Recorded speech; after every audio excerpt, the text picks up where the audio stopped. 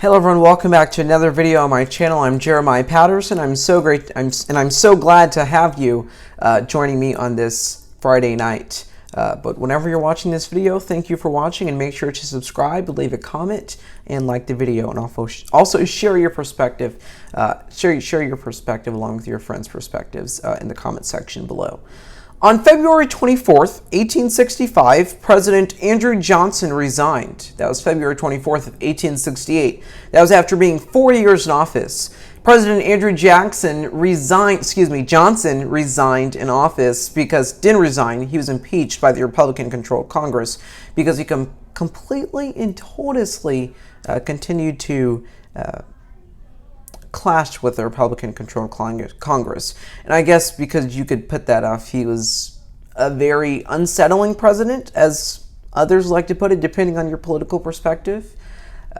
He was meticulous. He wasn't as meticulous in politics. I don't think he was a meticulous politician. But there are other unscrupulous presidents like Warren G. Harding or Grover Cleveland, who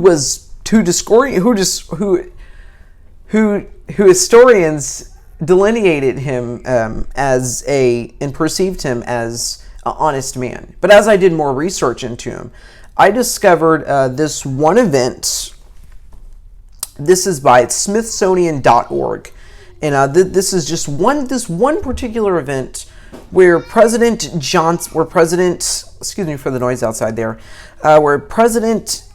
Cleveland, he was caught up in this scandalous thing, crazy thing. He had an affair with this woman named Maria Halpin, and Maria was young, of course, and she hired this attorney. I think it was L.A. Whitney, but I do know her last name is Whitney. She hired this attorney, and so they brought up this legal fight, and they were going to prosecute the heck out of Grover Cleveland, and they were going to work, because the whole thing of why Maria hired an attorney was essentially because her son was kidnapped. Her son was abducted in assault. So Maria's like, you know what? I'm going to contact an attorney, and I'm going to charge Grover Cleveland, our nation's 22nd and 24th president. I'll get to more of that later, of how that can be perplexing. But yeah, and so I'm going to bring up charges against him because he was in charge of abducting my child, and not only abducting my child, but forcibly trying to keep my child quiet and trying to thrust out the picture so he can be with his own wife. I mean, he had an affair separately with this woman. I think it was before he got married or during the relationship. See, lots of interesting and scandalous things come out when you become president of the United States. Like, lots of interesting things come out, especially not just president of the United States, but intrinsically when you enter politics. So, depending on your perspective, you may disagree with me here. If you think Grover Cleveland was the best president, that's your perspective. If you think Warren G. Harding was the best president, once again, that's your political and historical perspective. But these two presidents, presidents are great in American history, and it's intrinsic of how our nation was built on the founding fathers, George Washington, James Madison, Thomas Jefferson, and the list goes on. But just discovering these things as completely nonsensical and kind of unsettling in a way. I think it's unscrupulous that Grover Cleveland tried to do these things. Grover Cleveland, our nation's 22nd and 24th president, was getting ready to be in a legal fight with Maria A. Halpin. And she was not playing around. You'll hear more about this on my podcast, The Jeremiah Patterson Show, where I talk about Grover Cleveland and his presidency and how it was different than any other president in American history. Back to the point that I wanted to leave off on, is Grover Cleveland was the 24th president. And you're probably thinking, how the heck is that even possible? Okay, so Grover Cleveland ran for president in the early 1900s, I believe. Yes, early 19. I believe is sort of 1920-ish. Yeah, probably a bit back, like 1908-ish. Yes. Anyway, he ran for president then. He won that election. He ran for president again after his 4 years in office were up. He ran for president again.